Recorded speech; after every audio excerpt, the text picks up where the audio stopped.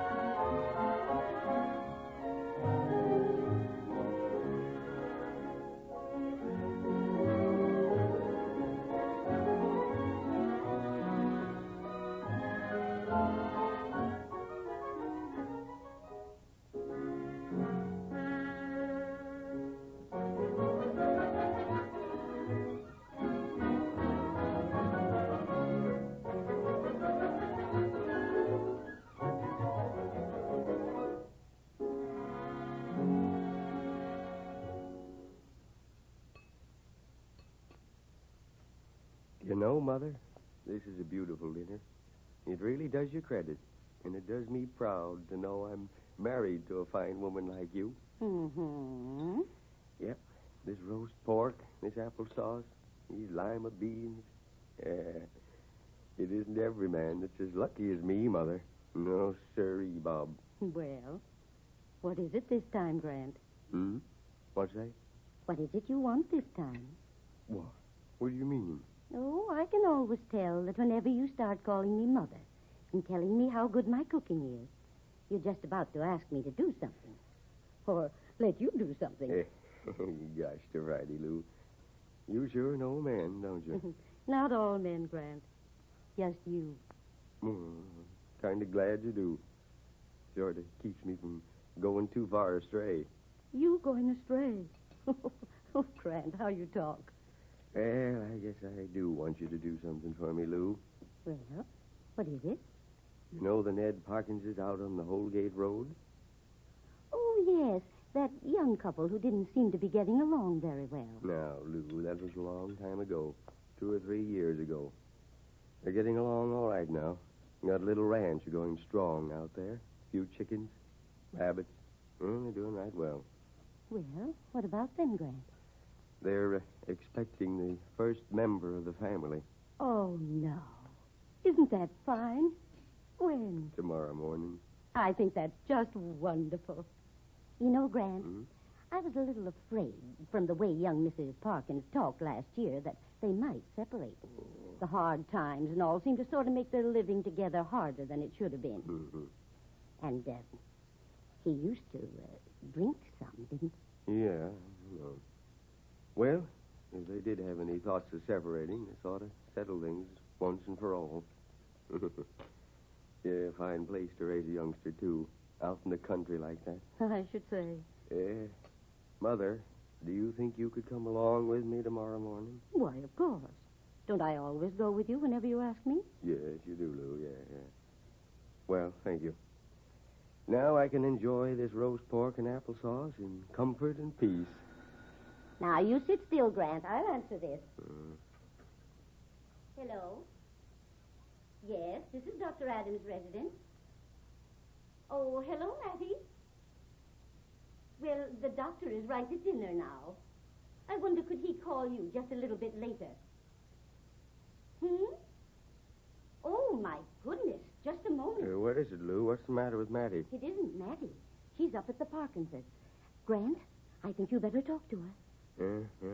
All right. I'll talk to her. Hello? Yes, Mattie? What? I'll be right out. Come on, Lou. We haven't got any time to lose. We've got to get out to the Parkins place right away. What? Now, you know you shouldn't be running all over town with that cold you have. And at night, too. Oh, bother the cold. I'll be all right. Bring me my flannel muffler while I get the car out.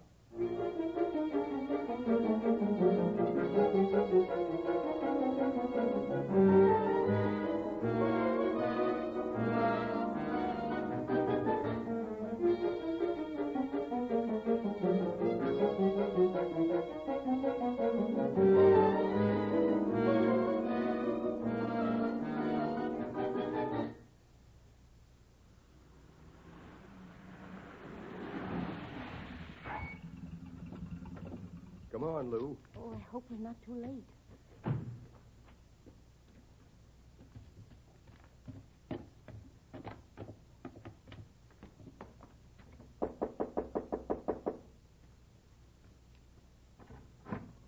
Dr. Adams, I'm so glad you got here so quick.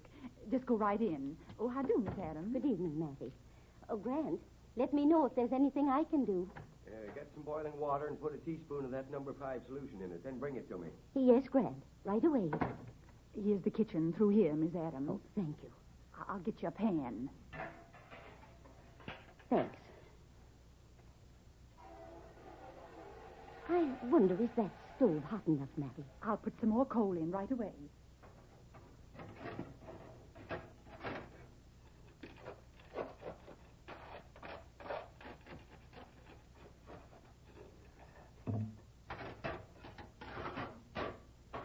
There. That's burning right well now. Shouldn't take long. Lou, bring my cage. You took it with you, Grant.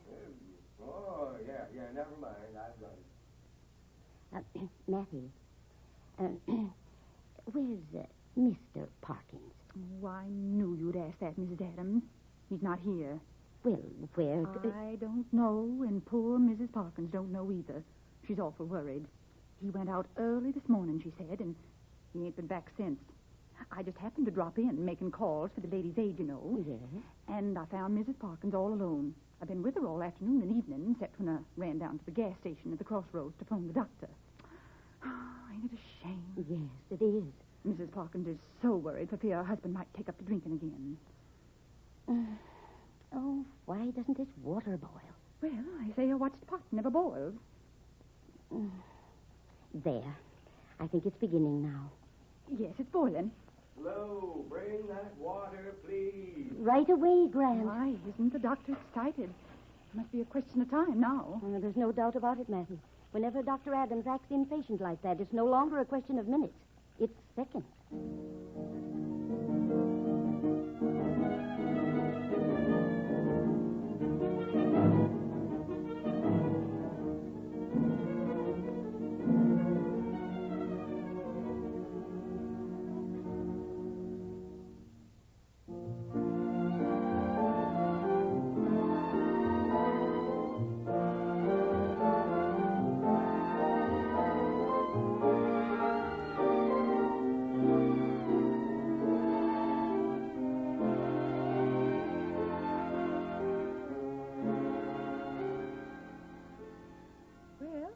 Guess there's no more need of me staying around. No, Mattie, you can go. Mrs. Adams and I can take care of things now. Thank you heaps for all your help. Have you got some way to get back into town? We'd be glad to take you. No, thank you, just the same. I got my automobile with me. It's right around the back. Well, somebody's coming. Oh, it's probably Mr. Parkins. Well, hello, folks. Good evening, Mr. Parkins. Well, I was just leaving. Good night. Good night, Mattie. Good night. Good night, Thanks Mr. for all your Clark. help. Good evening, Mrs. Adams. Evening, Mr. Parkins. Hello, Doctor. Hello, Ned. Well, I think I'll go out to the car and wait for you there, Grant. All right, Lou. All right, I'll be right out. Well, gee, is anything wrong? I don't know, Ned. What do you think? Me? Well, gee, I don't know. I just thought maybe something had happened. All you folks here and everything. Nothing has happened, has it? Oh, well, Ned, a lot of things can happen in a short time, you know. The world moves pretty fast. Doesn't take Doctor. long. Yes, Ned? Margaret. Nothing's happened to her, has it? Well... She's all right, isn't she? Oh, yes, she's all right. Well, gee, I'm glad she... Listen. Doctor, Huh? am I hearing things? Well, yes, I guess you might say you are hearing something. Oh, Doc, why didn't you tell me? Gee, can I go right in? Ned, you don't think Margaret might catch on, do you? Catch on? What do you mean? Well, haven't you had a couple of nips, Ned? Oh, Doc. With us expecting our baby, you don't think I'd do a thing like that, do you? Well, Gee, Doc, I haven't touched the stuff for over a year. Has Margaret been worried about where I've been today? well, yes, she has, Ned. Oh, Gosh, I'm sorry. But you said that, well, you said it wouldn't happen until tomorrow morning. Doc, look, Margaret thinks I've been making all of our money, what little we have, off the ranch here. Oh, yes? But I haven't. Gee, this little place won't even pay for itself for another couple of years. Doc, I've been going around the neighboring towns cutting wood. Cutting wood?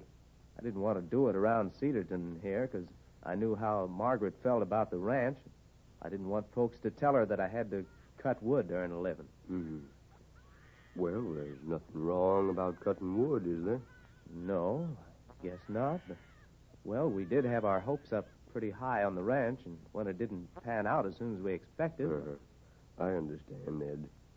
And with your first baby coming, you didn't want to worry Margaret. Yeah, that's it.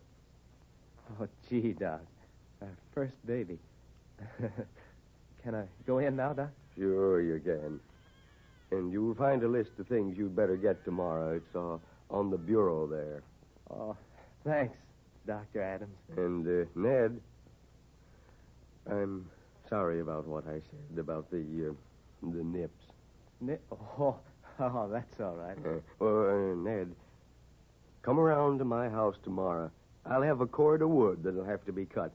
I think it's about time you started working up a business here in Cedarton. Gee, thanks, Doc. I guess you're right. Well, good night, Ned. Good night. See you tomorrow. You bet. And thanks, Doc. Oh,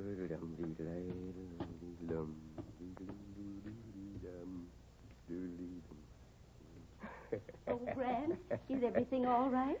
Sure, of course, everything's all right, honey. And now we're going home and finish that roast pork and applesauce. Roast pork and applesauce? No, we're not. What do you mean, honey? We're going home, all right. But you're not getting any more to eat.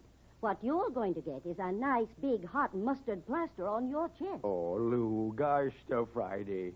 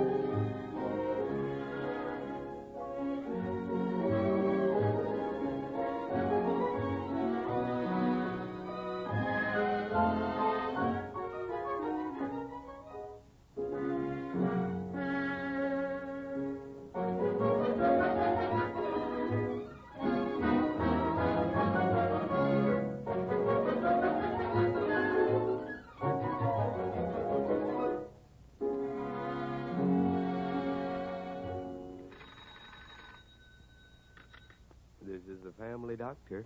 I'll be in to see you again right soon. Goodbye.